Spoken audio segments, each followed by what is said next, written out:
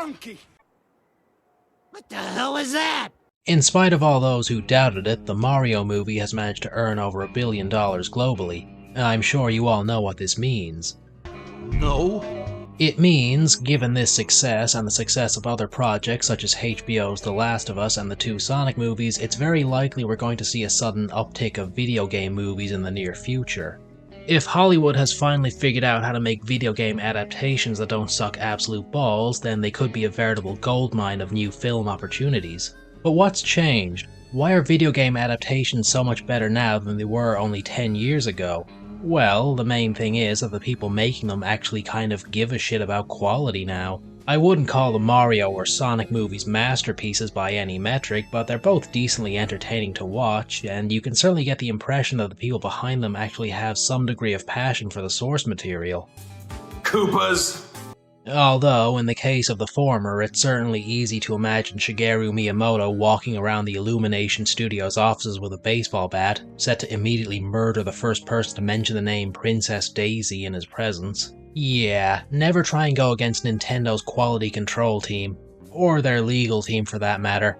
My god, that's Kafka-esque. Whenever the topic of video game adaptations comes up, there's one phrase I often see getting thrown around, the video game curse. Essentially, it's the idea that video game adaptations are just inherently doomed to be of shitty quality. And if you were to look at video game adaptations up until relatively recently, yeah, I can see why that impression might stick around for some people. At best, a lot of prior video game adaptations have the distinction of being fun schlock with next to no resemblance to the source material, or, at worst, they tend to be regarded as some of the absolute most dogshit movies ever made.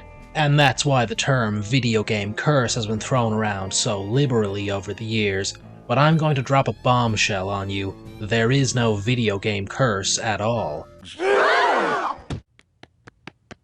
This man is overgasped! There's nothing intrinsic about video games as a source material that makes them any harder to adapt than, say, books or comics. With the exception of certain video games that don't really have any sort of conventional narrative, or have a narrative that only really works in the format of a video game. Could you make a movie about the Stanley Parable? Well, you could certainly try, but I don't think you'd have much success, because, well, its whole format only really works as a video game. But for the majority of video games out there, no, there really shouldn't be any factors that limit their abilities to be adapted well, it's just that Hollywood, by and large, has had little interest in doing so. But if we want to understand the issue and get to the root of it, we do need to look at a few examples of prior game adaptations. And what better place to start than with one of the earliest examples we have to hand, the Mario movie.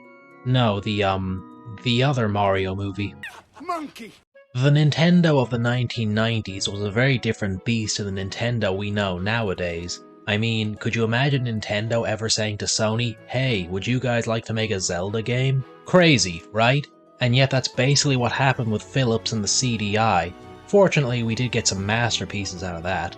With the power of hindsight, there's this real strange sense of Nintendo being hands-off when it came to their IPs, and nowhere is this felt more strongly than with the Super Mario Bros. Movie of 1993. I'm sure you're all familiar with Mario, right?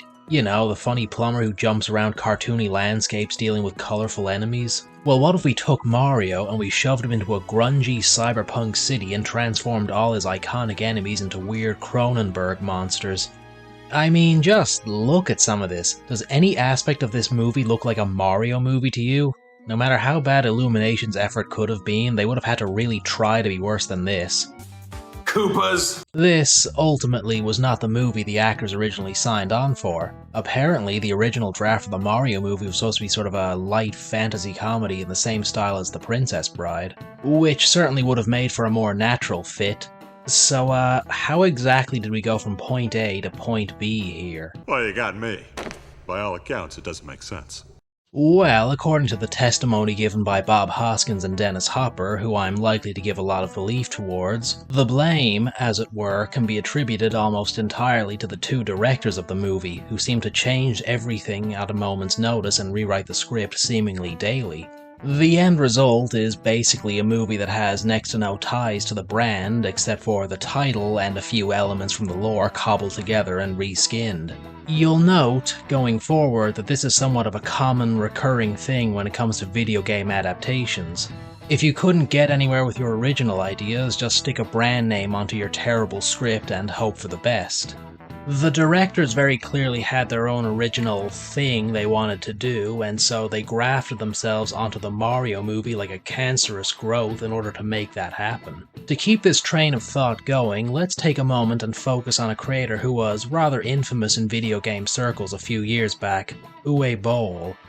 Given the German director's propensity towards critic punching, I won't dwell too much on the quality of his work. But I will say that he had a fondness for getting the licensing rights for games that probably weren't too expensive to get a hold of, such as Alone in the Dark, and creating movies that had next to no relation towards the source material aside from the name and a couple of character names. I mean, the House of the Dead movie barely even features, a house. There's an argument to be made that some of his movies are closer to being actual adaptations than others, but it's a low bar to cross, and even then, it's never really by much. Thank you for being a friend.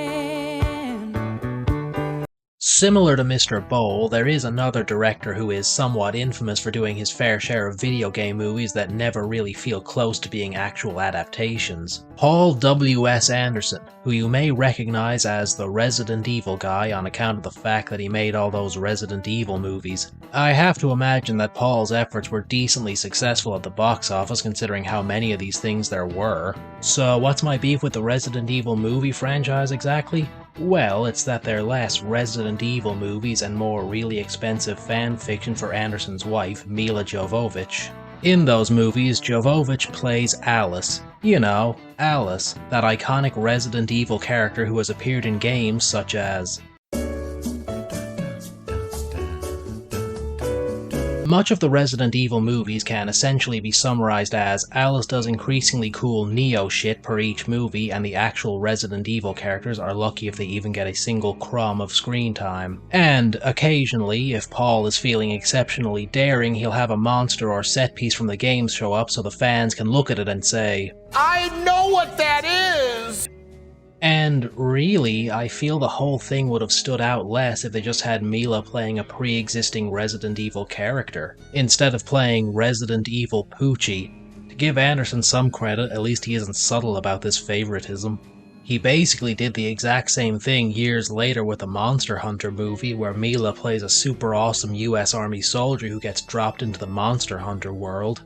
Ladies, get yourself a man who will use massive multi-million-dollar budgets to make fan fiction about how awesome you are. Perhaps worst of all, I can no longer regard the Anderson movies as the worst adaptations of Resident Evil out there. No, nowadays that honor goes to the Netflix show about Resident Evil. An incredibly bizarre show that really does feel like some random apocalyptic TV show script that had a few Resident Evil elements hastily inserted into it.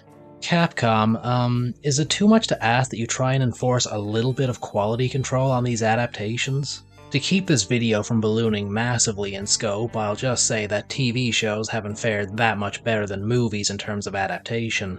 The Resident Evil Netflix series, which fortunately lasted only one season, is a major example, but another one that comes to mind right off the bat is the Halo TV show. For an example of how badly that series misses the mark, just take a look at how quick they are to get rid of Master Chief's helmet, and then keep it off for a shockingly large portion of the series. Even though one of the big things about John Halo as a character is that we almost never see him so much as touch his helmet, let alone take it off for long periods of time. And these shows were made relatively recently, lest we start to think the risk of shitty adaptations is a thing of the past. So why is it that video games seem to get the short end of the stick so often? Well, for my money, there are two factors at play here. Firstly, there's a little phenomenon that I like to call Hollywood bias. It's a rather big thing, and I could make a whole other video on it, and may do so in the future, but to put it simply, it's this idea that Hollywood execs seem to have that anything they do will be automatically better than the source material if said source material is anything that isn't live action or western in nature. Netflix's Cowboy Bebop is the main example I would point to where, despite Cowboy Bebop being one of the most lauded series ever made, it got absolutely butchered by Netflix. Sounds to me like blackmail. You're damn right it is, because, Jet, you are black and you are male.